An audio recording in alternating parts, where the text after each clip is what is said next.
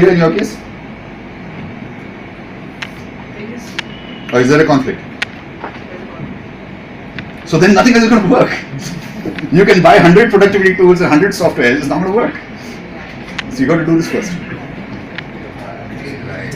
Okay, so the last thing is something called bright lines. Okay, so bright lines. And it's excellent for anything you want to do, especially for people who want to lose weight. Okay, so let's imagine you're working on your laptop, you got some assignment, you're working on a laptop, and there are a bunch of chocolates kept next to you. And it's very easy to eat those chocolates. All you have to do is just do this and put it in your mouth. Okay? Now, how difficult would it be to resist those chocolates? On a scale of 10, how difficult would it be to resist those chocolates? Just shout out your figure. 10 being very difficult. 10 being very difficult and 1 being very easy. 11. Who said 1? Because Okay, put all the ones, please put up your hands. Okay, so 4 people, 5 people. You can't just do that. You can't raise your hands just because other people raise hands. I want the first 3. No, the first 3. You were there, right? Yeah. Okay, 1, 2, and 3. No, he was there. Okay, yeah. So the rest of them are raising their hands for some other reason. I'll come to that in the other talk. That's in the invisible setting talk. Yeah. So how do you? What do you have to do mentally to resist it? That's my practical experience. I have my sexiest dress in my mind all the time. All the time? Yes. Like when there are chocolates there. So, no, you're working on something. Yeah. It's not that you're just near the chocolate and saying, okay, I'm going to resist it now. It's not that. But the moment I see the chocolates, I feel yes. And you're there every time? Yeah. I mean, it automatically happens. Okay, so doesn't that distract you from your job? It doesn't. Okay, science says it does. If the chocolate distracts me, then anyway I'm distracted. Yeah, so you are distracted. For that second. Yeah. Yeah. Okay, so she gets distracted when she's doing it. Okay, so that's not a good strategy because you want to have a strategy which doesn't distract you so much. If your goal of losing weight is going to... I don't look at the chocolates in the first place. Sorry? So I don't look at the chocolates in the first place. But you know they're there. Okay, so that's not a good strategy. You think it's working for you? I don't think it's working for you. I think that's very bad for your brain. Okay? I just take it out of my life, of my mind, and any physical presence also out of it. Then I'm not thinking, I'm not distracted. For example, I mean, I don't like chocolates except if they are bitter and dark. So chocolates don't fascinate me anyway. But I was addicted to... She doesn't qualify. Yeah. Then she doesn't qualify. Wrong example. You should have mentioned that first. I was addicted to something which I just stopped having. So Okay. I used to have soft very often throughout the day. I used to keep munching.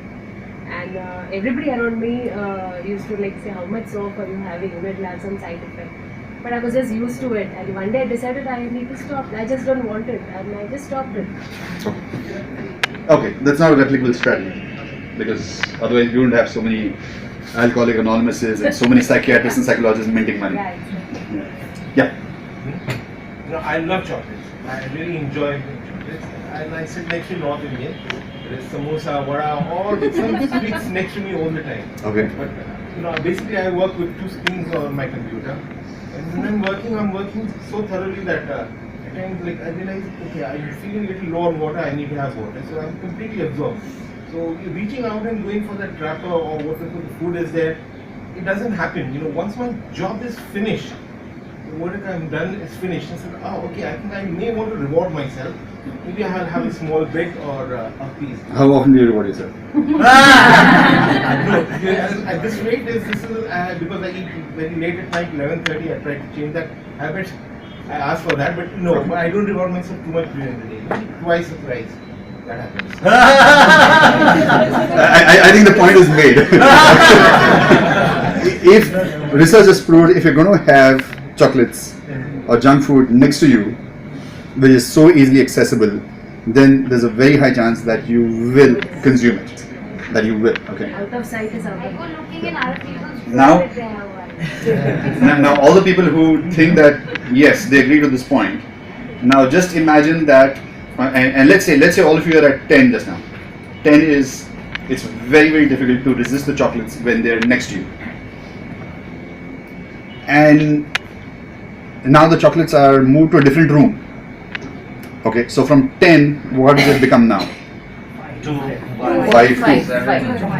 Okay, so that's it. You yourself have demonstrated that this concept works very well. It's called bright lines. Bright lines means taking very decisive action to not do something. So now the junk food is in another room. So you still feel like having the junk food, but you don't feel like going to the other room. So there's a conflict. And that helps you cut down your craving, or that enhances your willpower to do what you want to do. I don't keep any junk food in my house. Nothing, absolutely nothing, not even one piece of chocolate. Absolutely nothing, zero. I don't have any rats in my kitchen. Okay.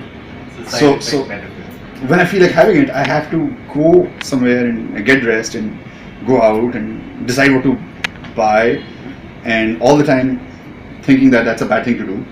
So it works very well. I hardly have any junk food. So this is an example of bright lines. Have a system in place where fulfilling that desire of yours, which you don't want to encourage, is extremely difficult. So it's, again, sounds very easy, but this is one of the most powerful things for me. You just have a system in place where it's very difficult. And let me give you a twist. Yeah, I'll just quickly give you a twist to this. It's called the nothing alternative. Okay, it's really wonderful. It's like a variation of this. It works wonderfully. So when you have to go to the gym, you're thinking, oh my gosh, I'll go to the gym. It's a pain, it's exhausting, it's this, it's that. So have a deal with yourself that I can go there, I can go to the gym, and I don't have to do anything. I don't have to do anything, but I can't do anything else either. Okay? So the alternative to gymming is nothing. So nothing alternative. So I go to the gym, I can just stand in one place and probably walk around the gym, that all is fine. Like I can't chit chat or use a mobile or anything like that. So it's an agreement you have with yourself. And it works just wonderfully. So it applies to me. So see if that works. So not having that dress to wear would make me avoid the chocolates in the first place. See, that's not bright lines, because you have to use a willpower again and again to increase keep my that out. willpower to If you don't keep any chocolates in your house at all, then the chances of you consuming chocolate is reduced to almost 1% of what the chance used to be, because it's right there in your house. It's very easy then for you to consume it. that So should it help my works. willpower. Yes, it helps your willpower. It helps you to avoid that. It's a smart use of willpower. So the people who have the best willpower are actually using very little willpower, because they've put up systems like these where they don't have to use the willpower. I don't have to use my willpower, right? I It's stopped out. buying soap, so it's totally out of my house. Okay, so sorry, Rishi had a question. No, I think it got answered. Okay. Okay, sorry, let me just take her question. So she asked first. I get what you're saying, that you don't keep it around you. However, situationally, there are times when you cannot control the situation. That's a big excuse. It's a big excuse. Even if it's an excuse, like how you're saying that someone sitting beside you has that kind of force, because when you're working with and you don't have a chance to not sit beside you, then what do you do? I'm not saying times that you can't control, like home environment is in my control. When I step out of my house, not always in my control. It depends how strong your values are. If your values are very strong, then you will tell your boss that this is it, this is the problem I have, and get me away from it. Still, even if you're saying that it's, You tell him it's affecting your work. I don't know how many bosses would be Then leave that Find boss. another boss. Why do people leave jobs? It's because they don't get what they want.